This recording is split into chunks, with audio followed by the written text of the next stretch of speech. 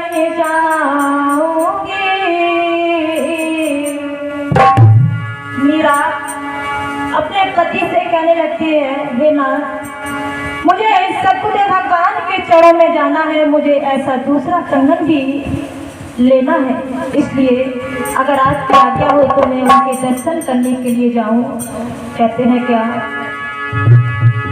कि मिलने को जाऊंगी, नाथ गुरु चरण जाऊंगी।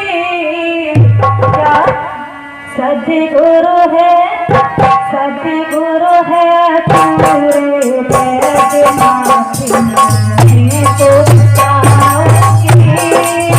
सद्गुरु है पूरे बैद्यनाथ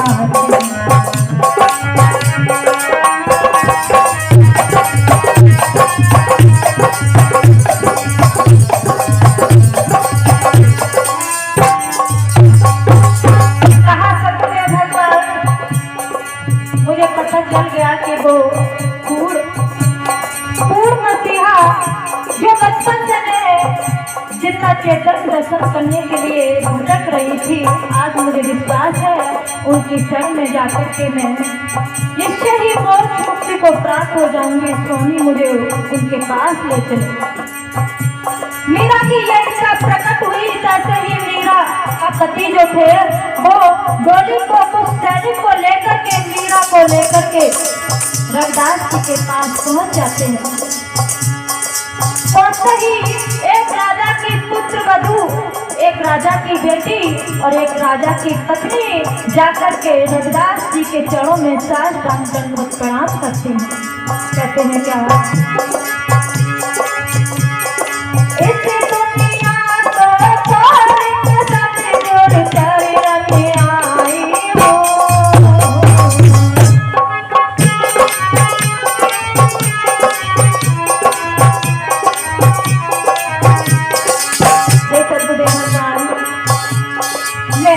सारे संसार को छोड़ करके आपके चरणों में आई हूँ, मुझे अपनी शरण में ले लो, मुझे अपने चरणों का दास बना लो प्रभु। मैं संसार में इसी के लिए भटक रही थी, आज मुझे आप प्राप्त हुए हो, मुझे अपनी शरण में ले लो। कहते हैं क्या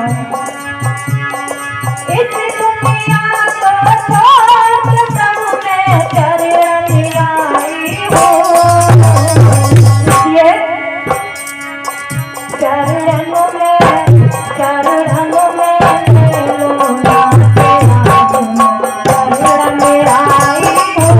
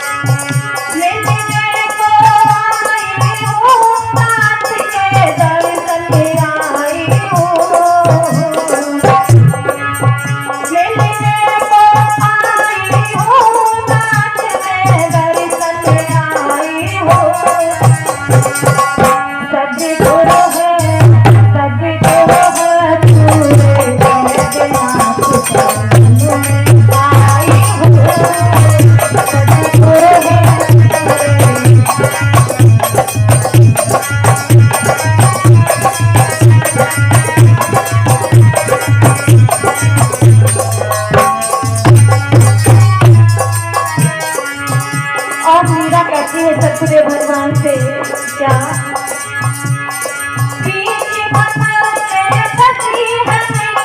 पार लगानी है।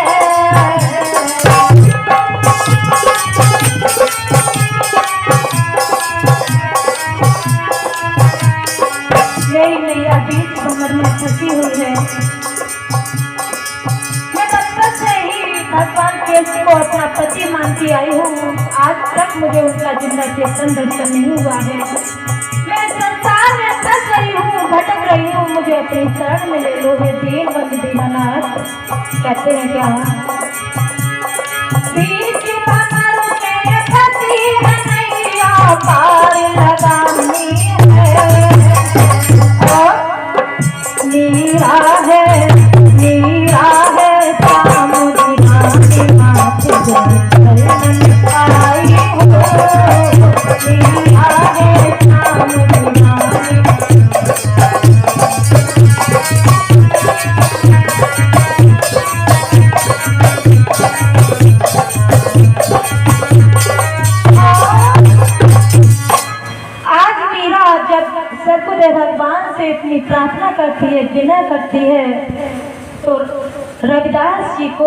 अपने भक्त पर करुणा आ जाती है।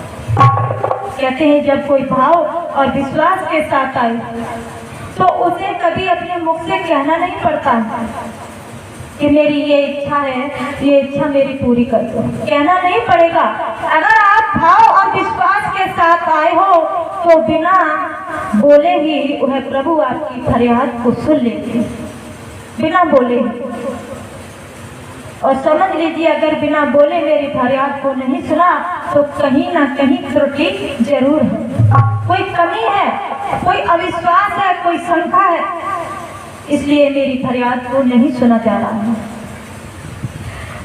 मीरा की ये विनती सुनकर के सद्गुरुदेव भगवान मीरा से कहते हैं, बेटी अगर तुम्हारी इतनी ही इच्छा है तो ठीक है, मैं तुम्हें उस प्रभु के सच्चे नाम के बारे में बता रहा हूँ। बुद्ध भगवान ने अपने शिष्यों को आदेश दिया कि जाओ कठौते में जल को लेकर आओ।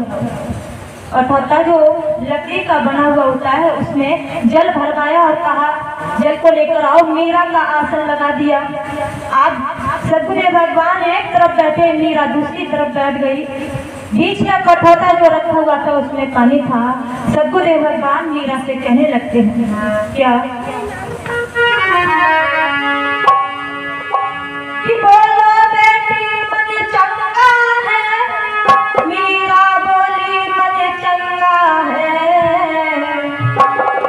मन चंगा है, मन चंगा है, देखो तो कठौती में चंगा है।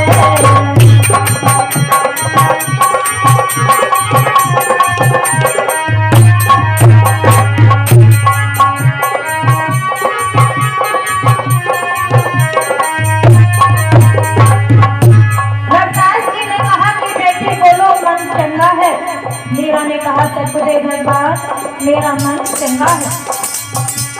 बुद्ध भगवान ने कहा कि अगर तुम्हारा मन चंगा है तो देखिए कठौती नहीं चंगा है।